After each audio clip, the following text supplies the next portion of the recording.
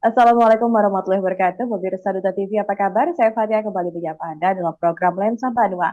Di mana kita akan hari ini bicara soal dunia pendidikan, bicara soal gelar terhormat tertinggi untuk tingkat pendidikan, yakni gelar profesor. Begitu karena juga dikaitkan dengan banyaknya atau maraknya pemberitaan di media mainstream dan juga media sosial. Dari sudut pandang di redaksi Duta TV Dr. Saiful Elsa MH yang akan bicara soal mengupas kebenaran skandal guru besar ULM. Assalamualaikum Pak Saifuddin, apa kabar? Waalaikumsalam warahmatullahi wabarakatuh. Alhamdulillah, Fatia kabar baik dan pemirsa kita di pagi ini kita menyoroti seperti Fatia katakan tentu dengan tanda tanya ya. Benarkah Hmm, ada skandal guru besar di Universitas Lambangkurat, khususnya yang kemarin dihebohkan dengan berbagai macam pemberitaan ya yang masuk di baik itu nasional maupun di daerah kita di Banua kita ya tentang diduga ada skandal guru besar dalam proses hmm, pengajuannya, proses pengusulannya yang dilakukan oleh beberapa dosen di Fakultas Hukum Universitas Lambangkurat. Oleh karena itu kita baik.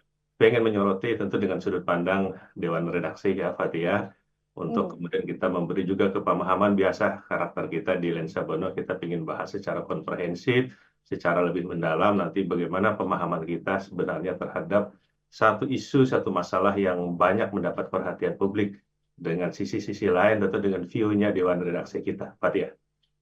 baik, kalau kita bicara soal gelar profesor ini Pak, gelar terhormat. Untuk mendapatkan gelar ini kan tidak mudah kalau secara garis lurus ya Pak ya, dengan jalan yang lurus begitu.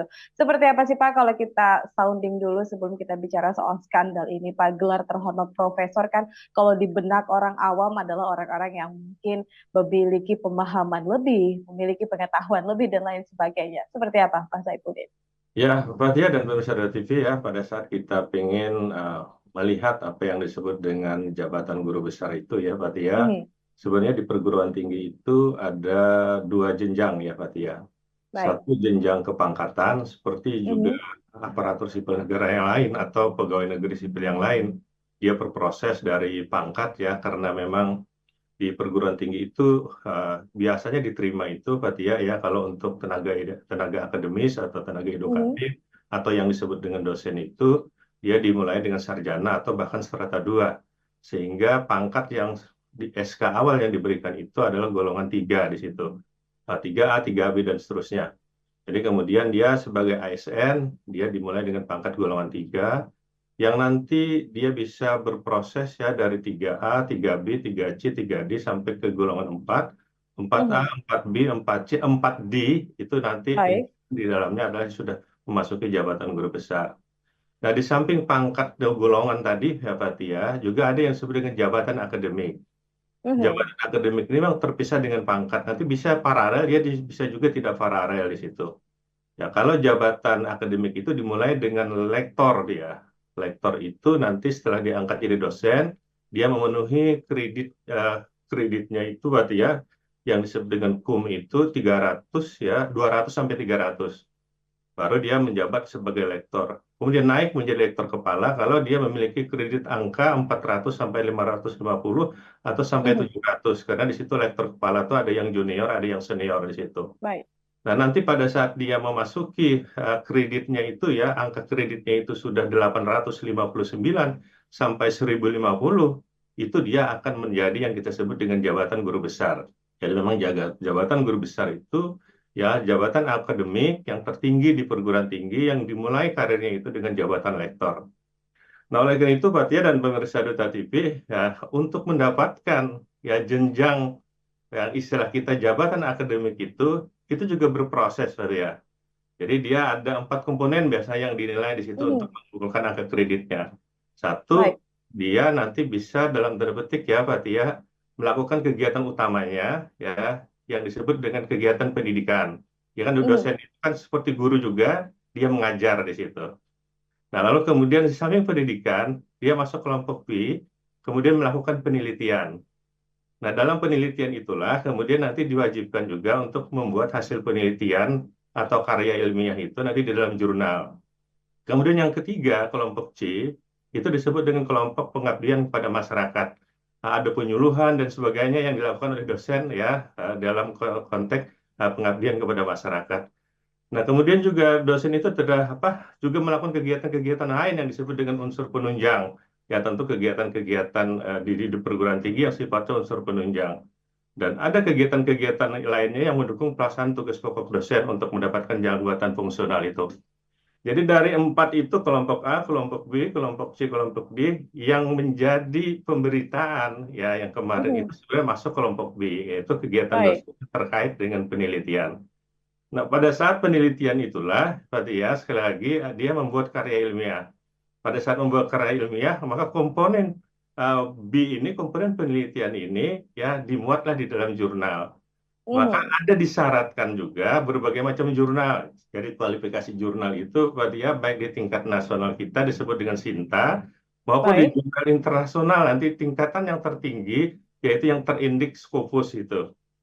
Nah, untuk jabatan guru besar, yang penting untuk diketahui oleh kita bersama, berarti oleh masyarakat kita, disyaratkanlah ya mereka mesti ada jurnal yang termuat yang terindeks Scopus itu. Mhm. Oleh karena itu, jurnal yang terindeks Scopus ini ada jurnal yang diterbitkan oleh penerbit di dalam negeri yang sudah memenuhi syarat, tetapi tidak begitu banyak ya, Pak Tia. Baik. Tetapi ada jurnal-jurnal yang yang terindeks Scopus itu memang kebanyakan juga ada dari luar negeri. Nah, oleh karena itulah maka ya para dosen itu ya diwajibkan kepada mereka untuk jabatan guru besar di samping memenuhi angka kredit ya yang 850 ke atas tadi Fatia ya diwajibkan Mhm. juga kepada mereka jadi syarat utama adalah mereka harus membuat penelitian yang dimuat di dalam jurnal yang terindeks Scopus itu. Nah, di samping syarat lain, biasanya Fatia ya syarat lain yang utama, dia juga harus berpendidikan doktor. Nah, oleh karena Mhm. itu maka para tenaga pengajar di perguruan tinggi itu dia di samping melakukan pendidikan pengajaran, dia juga Baik. melakukan penelitian, dia juga melakukan pengabdian ke masyarakat, dia juga melakukan kegiatan-kegiatan penunjang lainnya. Kalaupun angkanya itu besar, nanti katakanlah sudah mencapai 850, tetapi tidak bergelar doktor juga nggak bisa jadi guru besar. Atau Mhm. dia sudah bergelar doktor, nanti minimal 3 tahun, ya Pak ya. Lalu kemudian dia belum ada penelitiannya yang dimuat di dalam jurnal yang terindeks Scopus, itu juga belum bisa diajukan untuk menjadi guru Baik. besar. Nah, Mhm. prosesnya itu nanti kita bahas lebih lanjut, Pak ya. Baik, berarti harus bergelar dokter, angka kredit doktor, angka kreditnya juga 850 plus, dan di sini juga ada penelitian atau karya ilmiah yang ada di jurnal yang juga diakui secara nasional dan internasional. Lantas permasalahan seperti apa? Kita tarik di lokal, Pak. Di segmen kedua saja, tetaplah bersama kami dalam program Lensa Banua.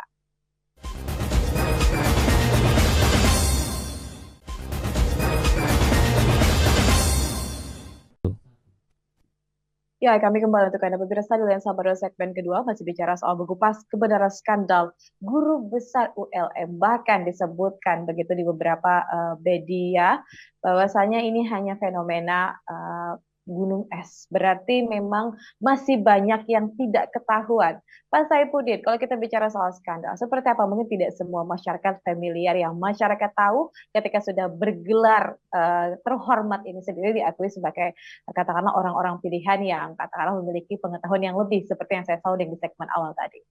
Ya, sepengetahuan kita di Dewan Redaksi ya, Fatih ya, untuk memperoleh jabatan guru besar itu sesungguhnya memang tidak mudah, karena kan berjenjang yang saya katakan tadi ya. Baik. Dari lektor kepala, biasanya jadi asisten ahli dulu ya, asisten ahli, kemudian lektor kepala, lalu kemudian sampai ke jabatan guru besar itu.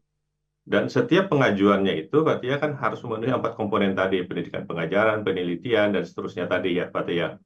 Dan itu diajukan berjenjang, tidak langsung serta-merta, disusun di tingkat fakultas dulu, ya, kemudian diajukan ke tingkat universitas, dari universitas habis katakanlah dinilai di tingkat universitas, lalu kemudian baru diajukan ke kementerian di situ. Nah, itu sebenarnya dalam konteks berjenjang ini sebenarnya ada mekanisme kontrol di Hmm. tingkat fakultas, mekanisme kontrol di tingkat universitas, sampai di mekanisme kontrol di tingkat nasional di Kementerian Pendidikan. Terakhir memang yang menjadi filter untuk jabatan guru besar ini kan di kementerian. Nah, di kementerian itu kemudian dia menunjuk yang disebut dengan asesor. Maka asesor itulah yang meneliti ya kelengkapan persyaratan guru besar. Sekali lagi yang diteliti itu ada 4 komponen berarti ya, tidak hanya satu Baik. komponen. ya. Mhm. Nah, komponen memang yang menjadi permasalahan yang disebut skandal itu adalah komponen yang kita sebut dengan komponen penelitian atau komponen B tadi ya. Nah, kalau kemudian terhadap komponen B ini ya disyaratkan di sana jurnalnya ya yang harus terindeks Scopus. Nah, sekali lagi kan pilihannya ada dua di situ. Mhm. Pilihan jurnal yang di dalam negeri yang terindeks Scopus atau jurnal di luar negeri yang juga terindeks Scopus. Karena Scopus ini disebut sebagai satu standar yang bertaraf internasional di situ. Nah, pada saat ini, Pak Tia, ya ada keterbatasan, sekali lagi ada keterbatasan kita untuk jurnal-jurnal di dalam negeri yang terindeks Scopus ini. Nah, oleh karena itulah, ya, para peneliti di kita juga bersaing di tingkat internasional untuk terbitnya di jurnal Scopus itu. Nah, di tingkat internasional itu, ya, dalam dunia akademik terkenal dua hal. Ini istilah kita di Dewan Redaksi ya, Pak Tia. Ada yang disebut dengan jalur-jalur kapal perang di situ, tanda petik tentu ya. Mhm. Kapal perang itu berarti memang bersaing untuk bisa dimuat di dalam jurnal itu. Bersaing secara kualitas dan di situ biasanya adalah orang yang punya tingkat keilmuan yang memang diberikan penghargaan tinggi ya, yang bisa masuk dalam konteks ya yang disebut dengan jurnal dan istilahnya kapal perang itu. Jadi persaingannya itu juga sangat ketat dan kualitasnya itu sangat-sangat diuji betul di situ. Sehingga Mhm. dalam satu perguruan tinggi itu tidak banyak yang bisa ya katakanlah bisa dimuat di jurnal internasional seperti itu. Nah, Baik. karena sekali lagi ini harus punya kualitas yang sangat baik penelitiannya, yang bahkan mungkin juga secara hak kekayaan internasional, hak atas kekayaannya nanti juga akan dihargai ya secara internasional di situ. Nah, dalam konteks yang seperti ini, berarti ya, sementara kebutuhan untuk kemudian sekali lagi melahirkan penelitian yang dimuat di jurnal tadi itu banyak dilakukan oleh para dosen untuk kemudian mencapai gelar yang kita sebut dengan jabatan akademik guru besar tadi. Jadi tidak mungkin mereka hanya untuk kemudian bertarung di kapal perang yang itu waktunya nanti bisa sampai 3 tahun, 4 tahun, 5 tahun nggak ada kepastian kemudian untuk dimuat. Maka muncullah yang disebut istilah saja ini Fatia yang disebut dengan Baik. kapal dagang di situ. Ya, dalam kapal dagang ini Fatia ya di situ kemudian mereka melakukan suatu proses pembimbingan. Ya, Mhm. proses pembimbingan di sana untuk kemudian bisa dimasukkan ke dalam jurnal. Proses pembimbingan itu ya yang secara normal itu biasanya di mereka ya bisa mengadakan pelatihan-pelatihan, Pak ya. Pelatihan-pelatihan jurnal itu kepada para peneliti untuk kemudian dimuat di jurnal itu. Jadi tidak mudah juga prosesnya ya. Itu juga, memang sekali lagi itu juga harus karya kita sendiri. Kemudian kita kirim ke sana. Ada diskusi dengan editornya di sana ya, dengan chief editornya di sana. Lalu kemudian Fatia kita kemudian dibimbing di sana. Ini diperbaiki lagi, ini diperbaiki lagi. Kemudian karena dipingin bahasa yang standar bahasa Inggrisnya, maka mereka juga akan menerjemahkan dari bahasa Indonesia ke bahasa Inggris Baik. itu. Nah, dari konteks yang di sana kapal dagang inilah, maka di sana diperlukan biaya. Ya, karena biaya Mhm. yang memang harus dikeluarkan. Umumnya memang jurnal yang terindeks Scopus itu, artinya juga dia memungut biaya. Baik dalam konteks jalur kapal perang, walaupun dalam tanda petik ada juga yang tidak dipungut biaya karena kualitas keilmuannya, ya yang sudah sangat bagus di situ. Tapi sekali lagi, tiap perguruan tinggi tidak banyak itu. Dan kalau Mhm. pakai kapal dagang ini hampir semuanya memang mereka harus mengeluarkan biaya karena ada biaya pembimbingan di sana, di situ. Nah, oleh itulah maka di situ ada korespondensi di mereka. Nah, pada saat korespondensi itulah lalu ada proses pembimbingan dan akhirnya dalam waktu setahun 2 tahun bisa diterbitkanlah jurnal di Scopus itu. Nah, jadi secara normal sesungguhnya ya dalam konteks di perguruan tinggi baik itu yang menggunakan kapal perang maupun istilahnya kapal dagang tadi, Kapal berarti perang. ya itu sudah dianggap biasa ya di dalam Mhm. konteks untuk tulisan atau penelitiannya dimuat di ya, jurnal yang terindeks Scopus itu. Nah, persoalannya kemudian itu kan dinilai nanti oleh kementerian ya tentang jurnal itu ya. Baik. Di tengah-tengah dalam tanda petik ada dua jalur itu, ada juga yang dikenal dengan yang disebut dengan jurnal yang predator. Nah, jurnal predator ini sebenarnya adalah jurnal yang sebenarnya dia mengaku jurnal yang terindeks Scopus, ya, tetapi sebenarnya dia tidak terindeks Scopus. Mhm. Atau memang jurnal yang terindeks Scopus dikloning oleh orang yang seolah-olah itu adalah melakukan penawaran kepada para tenaga akademik atau peneliti untuk dimuat. Nah, Mhm. nanti ketahuannya itu pasti pada saat dicek, ya, pada saat dicek oleh asesor dalam pengajuan proses untuk jabatan guru besar itu dicek oleh mereka. Nah, jurnal itu akan ketahuan. Jadi asesor pasti mengetahui karena pada saat dicek itu biasanya bisa discontinue atau katakanlah discontinue ini pada saat diklik ini tidak ada lagi, hilang, jejak digitalnya tidak ada. Nah, itu yang disebut dengan istilah kita bahasa umumnya itu kan ada penipuan di situ. Ya Baik. biasa kalau orang ramai mencari penerbitan jurnal Scopus maka banyak tawaran. Tapi yang menawar ini ada yang memang benar-benar jadi jurnal, ada yang memang jurnal yang disebut dengan abal-abal ya yang muncul di dalam media itu. Jurnal itu tidak benar sebenarnya sehingga disebut dengan jurnal abal-abal. Dan kalau posisi yang seperti itu memang banyak yang terkena terkena para tenaga akademik itu tertipu oleh jurnal abal-abal itu. Yang biasanya sekali lagi kalau itu adalah terkait dengan jurnal predator, jurnal abal-abal ini, berarti ya, maka saat pengajuan ke Kementerian Pendidikan itu oleh asesor udah bisa ketahuan. Mhm. Nah, udah bisa ketahuan sehingga dia dikembalikan berkasnya. Anda tidak memenuhi sebagai jabatan sebagai guru besar, sehingga nanti jurnal Anda harus diulang karena jurnalnya adalah jurnal predator atau jurnal abal-abal di situ. Nah, disitulah biasanya dosen akan memperbaiki lagi, ya, berarti mencari lagi juri jurnal mana yang bisa kemudian diterbitkan karya ilmiahnya itu. Nah, inilah yang terjadi, ya, berarti secara secara umum mungkin supaya masyarakat kita paham yang terjadi di situ. Jadi ada jurnal yang dalam konteks kapal perang, ya, Mhm. yang di situ persaingannya sangat ketat. Ada Baik. jurnal yang memuat dalam konteks kapal dagang melalui suatu proses pembimbingan, ya tentu dengan bayaran berarti ya, bahkan yang kapal dagang itu juga tidak menutup kemungkinan juga ada bayaran karena biasanya jurnal itu mereka untuk memberikan honor kepada editornya juga tidak punya dana, oleh itu juga akan dipungut biasanya dari penulis, ya. Atau yang ketiga yang disebut dengan jurnal abal-abal atau jurnal predator ini, ya. Nah, kalau kita lihat dalam konteks kejadian-kejadian yang biasanya, ya, berarti ya sekali lagi, saat kemudian orang mengajukan guru besar, ya jabatan akademik tadi sudah memenuhi ya kumnya 850, 4 unsur tadi, hanya kurang umpamanya saja uh, jurnal yang terindeks Scopusnya untuk dimuat karya ilmiahnya, ya, maka penelitiannya sudah berjenjang, ya, Mbak Dia, dari jenjang fakultas, jenjang universitas, sampai kepada jenjang ya di kementerian. Nah, sehingga pada saat orang menerima SK guru besar itu sebenarnya menurut secara umum nggak ada masalah lagi di situ, ya, terhadap karya ilmiahnya yang disebut dengan jurnal Scopus tadi. Nah, yang jadi persoalan di kita sekarang kok tiba-tiba, ya, yang khusus kejadian di OLM ini berarti ya kok jadi ribut, ya, ada penelitian dari Irjen terhadap ada yang disebut dengan pelanggaran-pelanggaran pada saat proses pengajuan guru besar itu yang sudah dinyatakan orang itu menjabat dengan jabatan guru besar. Nah, ini yang tentu jadi tanda tanya kita juga di redaksi, ya. Seperti apa sih sebenarnya bentuk-bentuk yang kemudian Irjen ini, pengawas dari kementerian ini, inspektor kementerian ini kok turun? Ini pelanggaran seperti apa? Karena secara normal mesti yang diperiksa asesornya dulu, ya, atau Mhm. dicek katakanlah juga apa katakanlah jurnalnya dicek dulu, ya, untuk itu. Nah, apakah mereka nanti akan melihat itu soal plagiasinya atau soal prosedurnya dalam konteks itu? Nah, inilah yang menurut nanti kita di pencermatan kita di redaksi, Pak Tia, yang bisa menjadi perdebatan, ya, bisa menjadi perdebatan di kalangan perguruan tinggi. Standar seperti apa sih untuk mengajukan sebagai jurnal itu, Pak Tia dan pemirsa Gesa TV, sehingga kok ini bisa dipersoalkan. Nah, inilah yang menarik perhatian kita, mungkin kita bahas di segmen berikutnya, Pak Tia.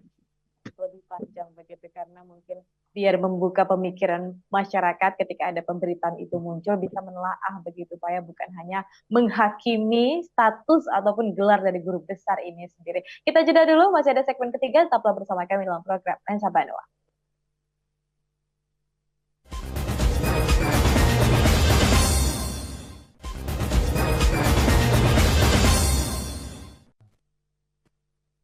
Ya, mengupas kebenaran skandal guru besar ULM, tentunya dari sudut pandang Dewan Redaksi Duta TV Pak Dr. Saifuddin SHMH. Tadi kita sudah panjang lebar Pak bicara soal kapal perang, kemudian juga ini sebuah istilah begitu ya.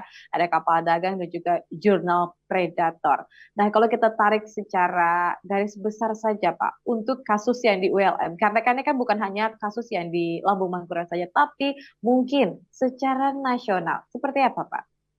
Ya, Pak Tia dan pemirsa Dua TV ya, kalau pengamatan kita di redaksi ya, dari beberapa sumber yang kita dapatkan, memang Mhm. untuk bisa dimuat di dalam jurnal terindeks Scopus tadi, atau juga nanti dengan SJR-nya yang tinggi, dengan Q-nya ya, eh, kualifikasi Q-nya juga nanti satu umpamanya, ya itu sekali lagi persaingannya sangat ketat ya di situ, Pak Tia.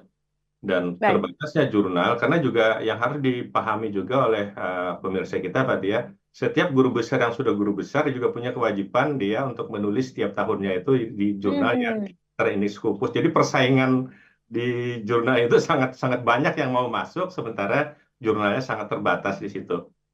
Oleh itulah memang dengan konteks yang seperti itulah tentu orang ingin melakukan berbagai macam cara dari pengelola jurnal sendiri maupun dari orang atau orang yang ingin tetap jabatan guru besar karena ada kewajiban atau orang yang ingin memasuki jabatan guru besar tadi yang masih kekurangan syarat jurnal yang terindeks Scopus tadi.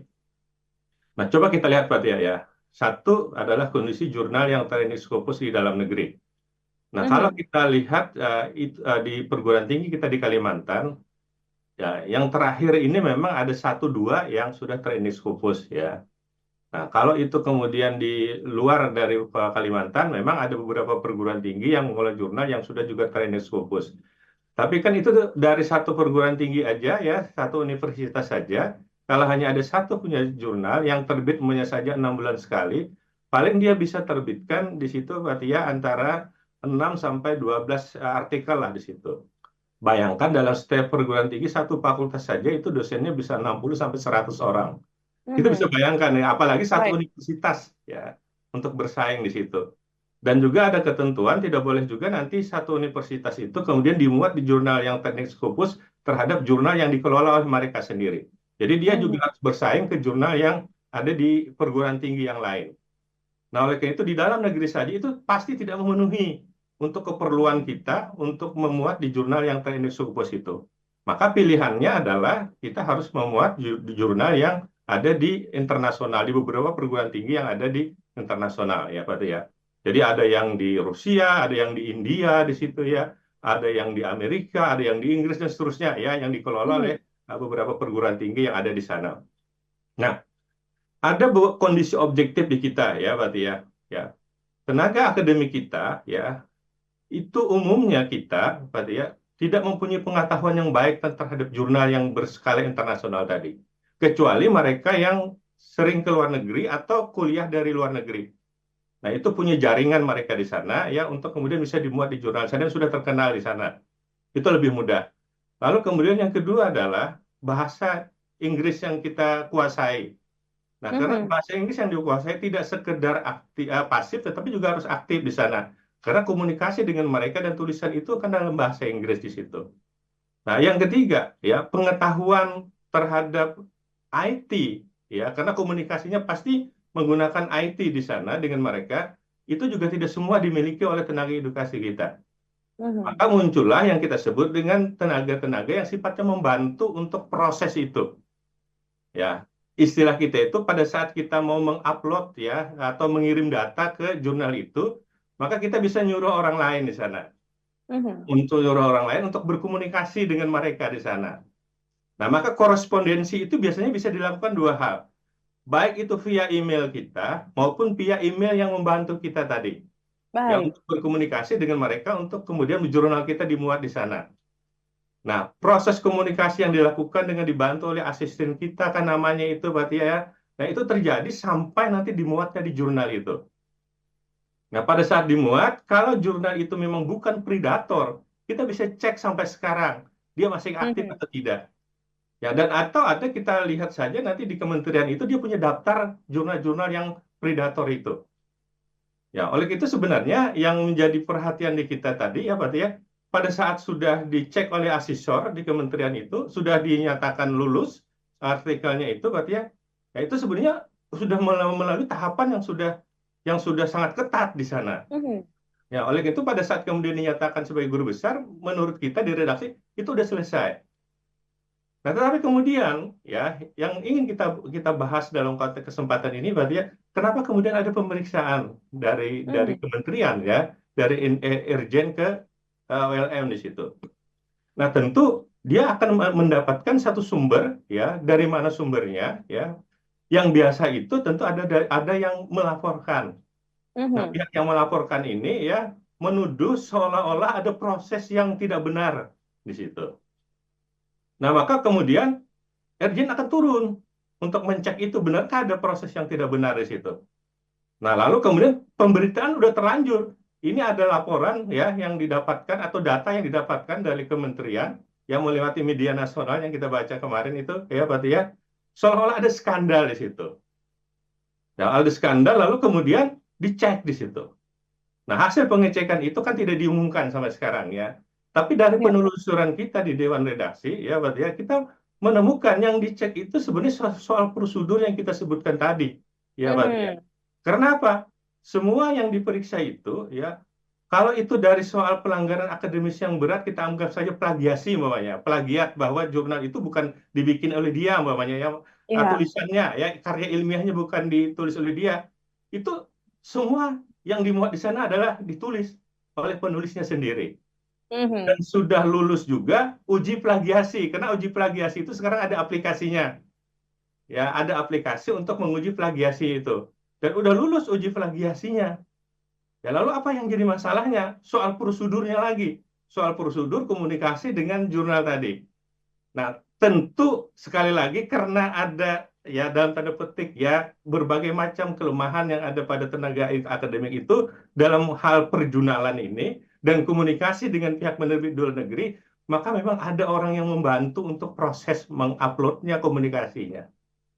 Nah, apakah itu dianggap pelanggaran? Mhm.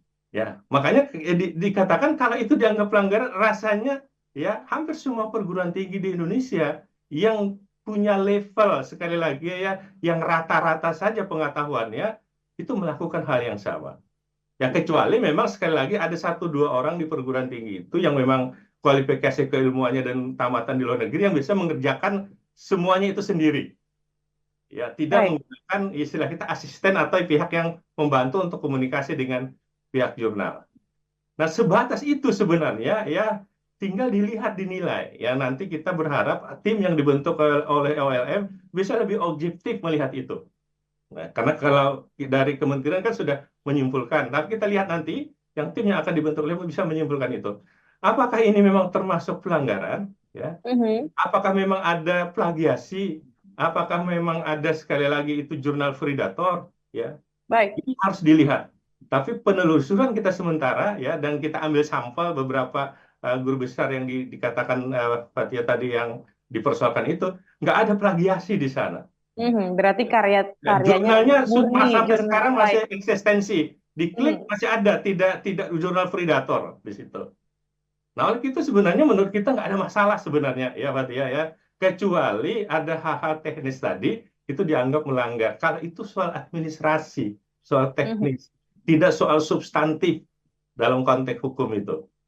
Maka persoalan-persoalan itu sebenarnya menurut kita, berita yang kemarin menjadi glamor seolah-olah ada skandal itu kayaknya terlalu dibesar-besarkan, ya, untuk itu. Tapi nggak apa-apa. Ya, nanti dalam konteks ini juga kita lihat nanti, ya, apakah memang ada yang benar-benar plagiasi, apakah ada orang yang berbisnis untuk membuatkan jurnal, itu dilihat aja nanti, ya, dari hasil pemeriksaan yang akan dibentuk oleh tim.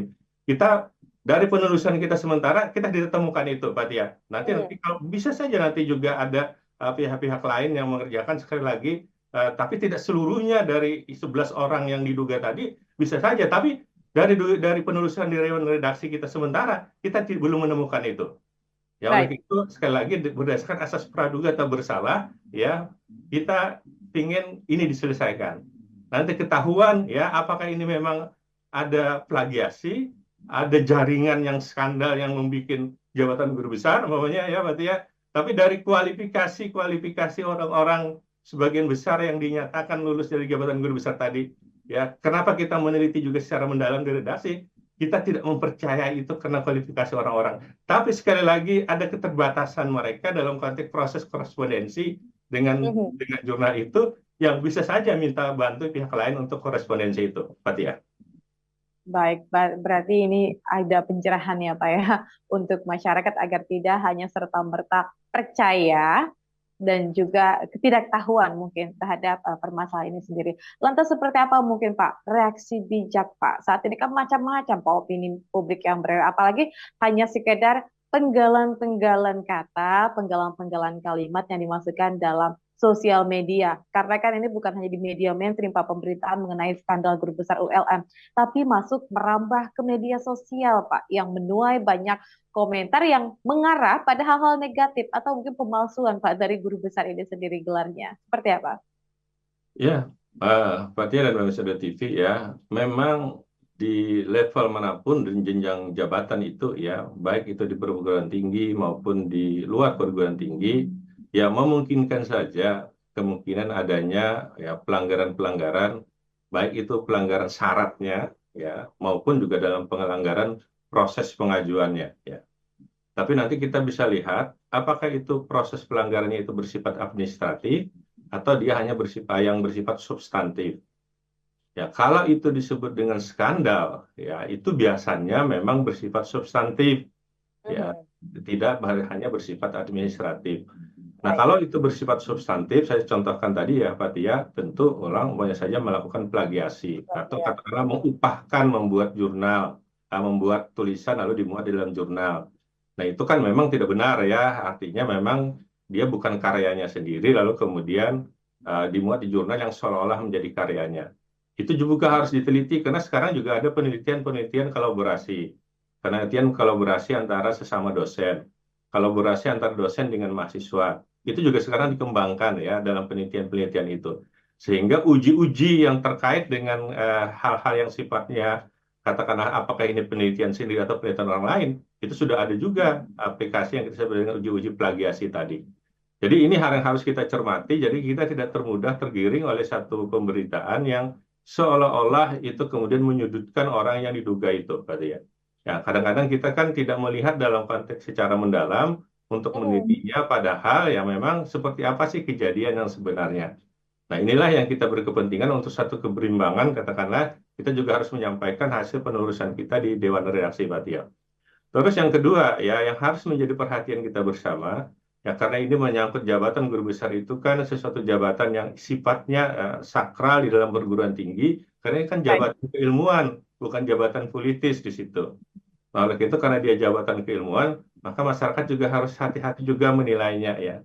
Seseorang itu sebenarnya menjabat guru besar tidak saja diukur dari karya-karyanya, karya-karya ilmiahnya, tetapi juga diukur dari perilaku dan tindak tanduknya di dalam kehidupan masyarakat kita. Jadi kepantasan seseorang menyandang guru besar itu diuji. Satu ujian akademis, tetapi kemudian kedua aja adalah ujian bagaimana dia mengamalkan ilmunya dalam konteks kehidupan masyarakat. Jadi dia sebenarnya guru besar tidak saja dari segi teori ilmu, tetapi dia juga guru besar dalam konteks amalia ilmunya itu. Nah, oleh karena itulah maka ada cap skandal itu memang sangat menyakitkan kepada mereka Ya. yang memang berjuang sekali lagi secara akademik untuk mendapatkan itu. Oleh karena itu kita jangan terlalu mudah juga terpancing untuk mencap. Siapa tahu memang ya di dalam satu perguruan tinggi itu ada pihak-pihak tertentu yang ingin menyudutkan pihak-pihak yang lainnya. Baik saja karena persaingan itu tidak sehat ya, ataupun juga bisa saja ya ada pihak-pihak tertentu yang mencoba ya meributkan ini sementara dalam tanda petik ya tidak seperti itu yang digambarkan. Nah, ini juga kita harus bijak dalam konteks melihat persoalan ini, Pak Tia. Baik, tanpa harus mendiskriminasi begitu Pak ya. Jabatan dari guru besar tentunya dari 11 yang disebutkan tadi dari Universitas Lambung Mangkurat. Kita jeda dulu, di segmen terakhir kita akan sama-sama mendengarkan closing statement atau mungkin tips ya Pak ya. Tetaplah bersama kami dalam program Lensa Badua.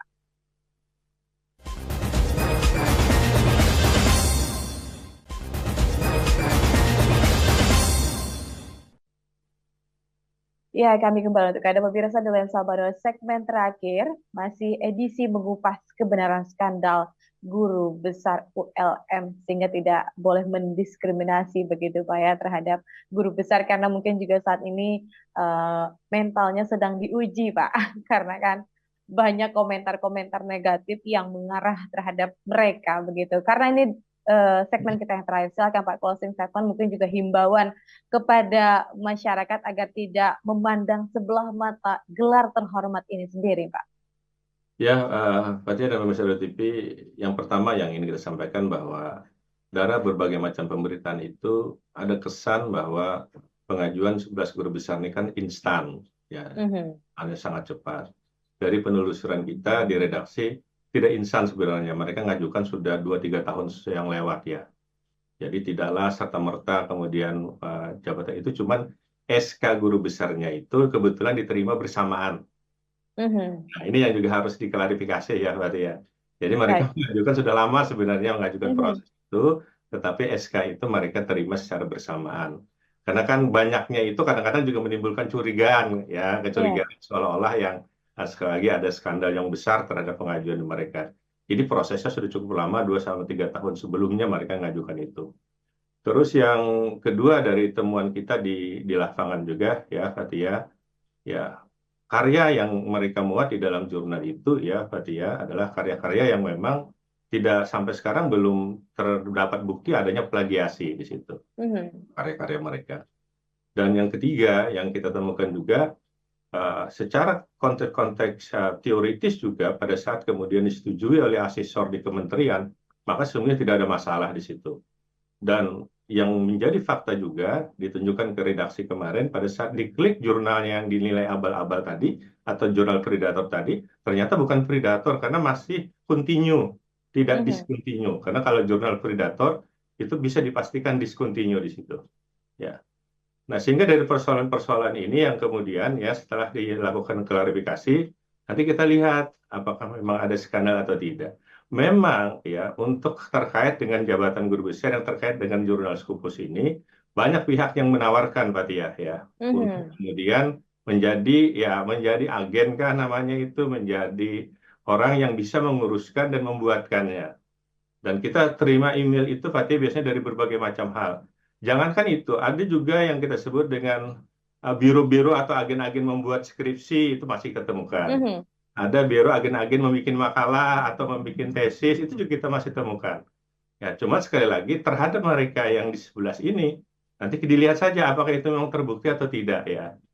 Karena seharusnya penulisan redaksi dari sampel dari beberapa orang yang kita wawancarai itu tidak ada menggunakan hal-hal yang seperti itu.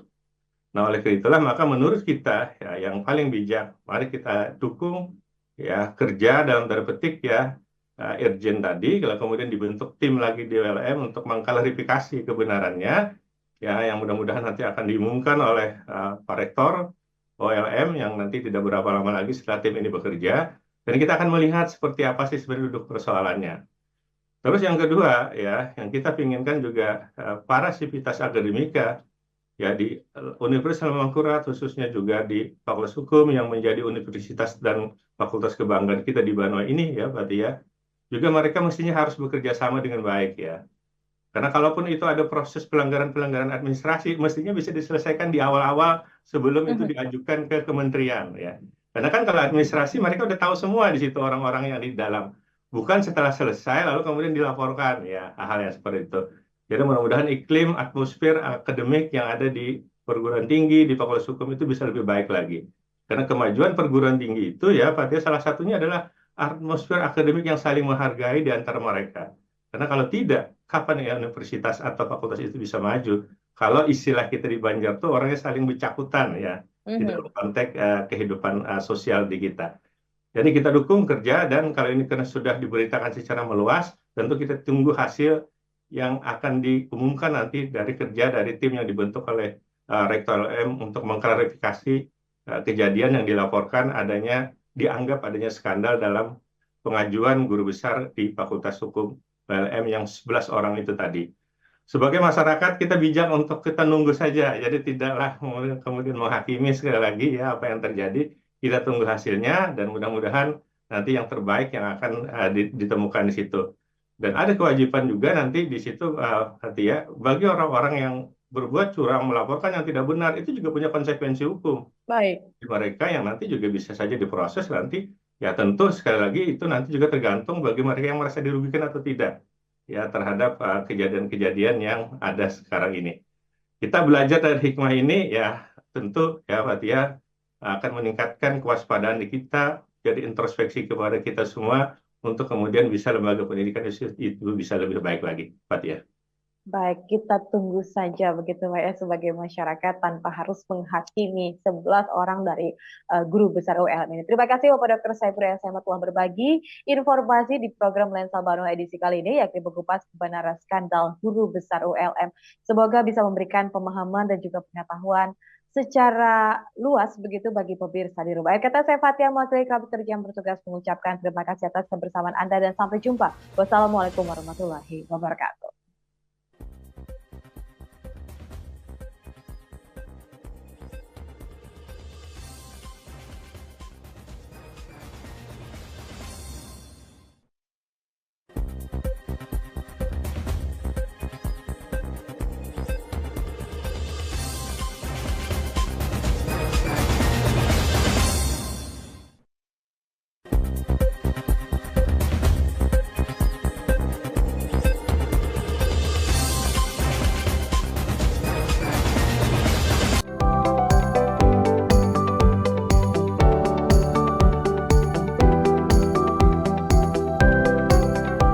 Duta TV, terpercaya dan inspiratif.